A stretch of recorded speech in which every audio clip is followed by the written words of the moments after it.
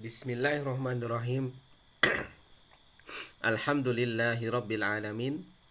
Allahumma salli wa sallim ala nabiyyina Muhammadin sallallahu alaihi wasallam wa ala alihi wa sahbihi ajma'in. Amma ba'd. Bertemu lagi dengan saya Ustadz Abu Ahmad Riki Kurniawan, Kutab Rumah Quran Malang. Dan kita masih mempelajari metode Nurul Bayan, kitab Fathur Rahman, dan sekarang adalah kita masih di halaman 5 pada video yang kedua. Nah, pada video pertama Ustadz sudah menyebutkan tentang apa yang harusnya kalian nanti kuasai setelah mempelajari halaman ini. Ya, ada 6. Nah, sekarang kita beranjak yaitu mengenal ya nama-nama huruf ini dan juga bentuk-bentuknya. Nah, nanti Ustadz berikan tips bagaimana caranya agar belajar huruf hijaiyah ini mengasyikkan. Nah, mudah-mudahan bermanfaat untuk kalian ya. Baik, kita mulai di baris pertama. Nah, di bagian bawah ini adalah nama-nama hurufnya. Nah, mungkin tidak ada harokatnya ya, maka harus diharokati atau paling tidak ditulis di buku kalian harokatnya. Kalau sudah hafal maka alhamdulillah ya, tidak usah diharokati. Ini namanya adalah huruf alifun atau kita katakan alif biasanya ya. Alif ini hamzah, lam dan fa. Alif. Ini namanya huruf hamzatun. Ingat, bukan hamzatun pakai ha, bukan, tapi pakai ha. Sehingga namanya apa? Hamzatun. Kalau ini namanya huruf baun, bukan ba, tapi ba ya, ada hamzah di belakangnya. Baun atau ba. Kalau ini huruf ta atau taun, bukan ta ya. Kalau ta berarti ada harokat fathah di sini. Itu bukan nama huruf. Ya, karena ini tidak ada harokat fathah, maka kita katakan ta. Ada hamzah di belakang. Taun atau ta. Thaun atau tha. Hati-hati di sini lithawiyah.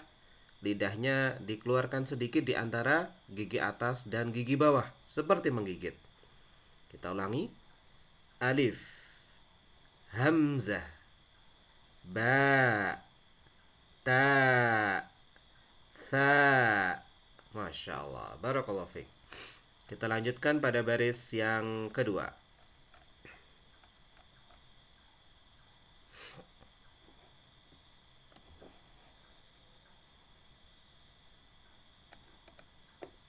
Ya, pada baris yang kedua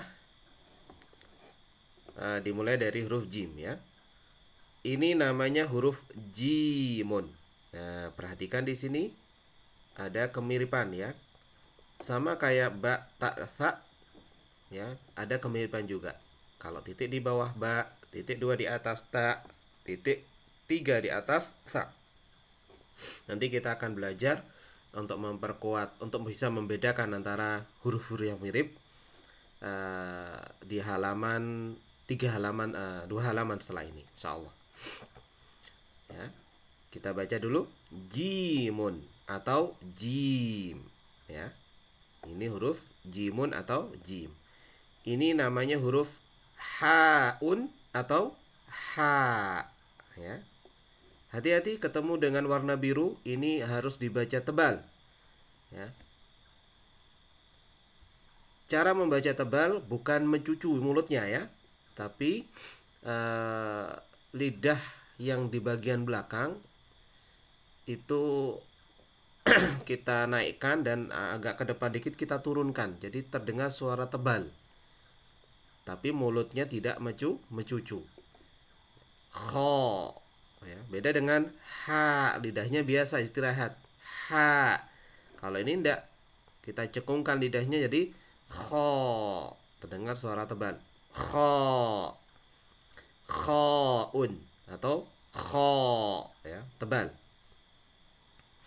Kemudian dalun, tipis. Ya, ketemu huruf litsawiyah lagi, hati-hati, lidahnya agak keluar di antara dua gigi seperti digigit. Zalun atau zal. Kita baca jim, ha, kha, dal, zal. Nah, seringkali anak-anak yang awal membaca itu sulit untuk membedakan dal dan zal. Kenapa? Misalkan a'udzu. Nah, biasanya mereka akan a'udzu. Padahal yang benar a'udzu. Kenapa? Karena lidahnya kurang keluar dikit. Kalau lidahnya masuk maka terdengar adalah suara dal. Begitu juga sa. Kalau lidahnya masuk akan terdengar suara sin. Ya, sin. Yang ini. Jadi hati-hati mengucapkan huruf litsawiyah. Kita lanjutkan berikutnya.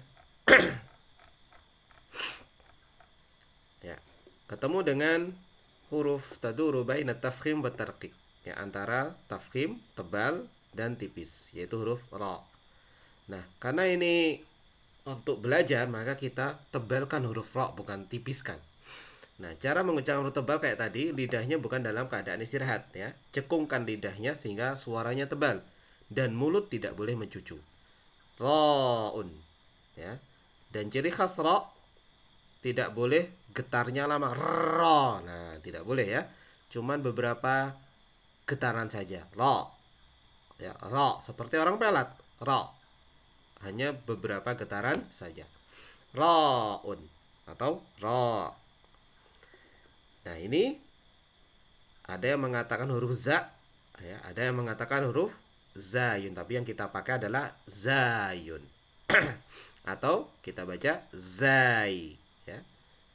Kemudian ini namanya huruf sinun. Apa? Sinun, ya. Kalau ini huruf shinun. Ada tafashi, ya. Menyebar suaranya di rongga mulut. Shinun. Kalau ini tipis, sinun, ya.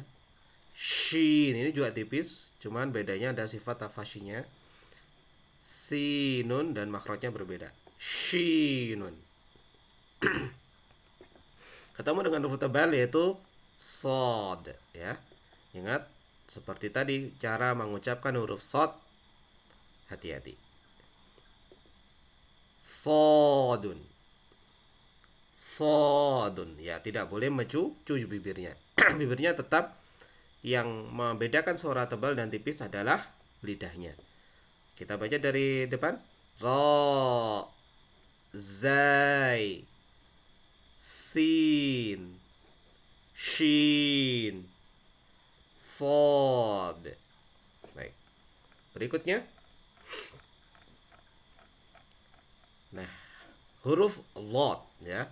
Lot makhrajnya ada di bagian tepi lidah, ya, dibenturkan dengan gigi geraham atas, ya, gigi geraham atas. Ada bisa kiri, bisa kanan, atau dua-duanya.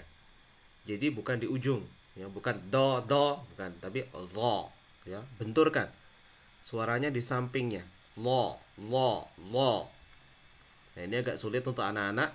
Intinya harus bisa membedakan ketika mengucapkan huruf dal, do, ya, do, dan zo, yang ini. Jadi harus beda untuk anak-anak di awal, harus beda, nggak boleh sama. Karena kalau sama nanti artinya bisa berbeda. Nah, kalau sudah semakin bisa, maka makhrajnya dibenahi semakin bagus. Yaitu do, ya, bukan do tapi do. Dhodun.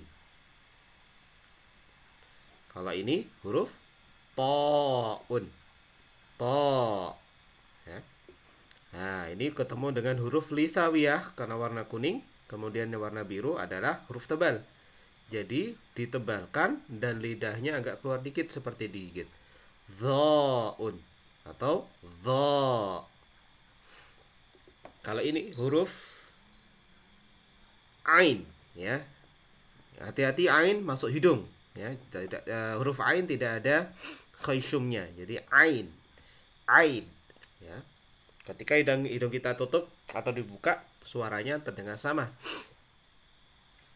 Ain. Ainun atau ain. Kalau ini bukan go, hati-hati ya. Bukan goin, go, tapi ghoin. Ghoin, ya. Ghoin, bukan goin, ghoin. Mag. Nah, ini salah ya. Magdubi enggak. Mag. Ada suaranya melantun halus. Maghdubi, ya. Kita baca Dhad, Ta, Dha, Ain, Ghain. Ya, ini bagian kedua. Insya Allah akan kita lanjutkan pembelajarannya di bagian ketiga. Kita tutup dulu. Subhanakallahumma wa bihamdika asyhadu alla ilaha illa anta astaghfiruka wa atubu ilaik.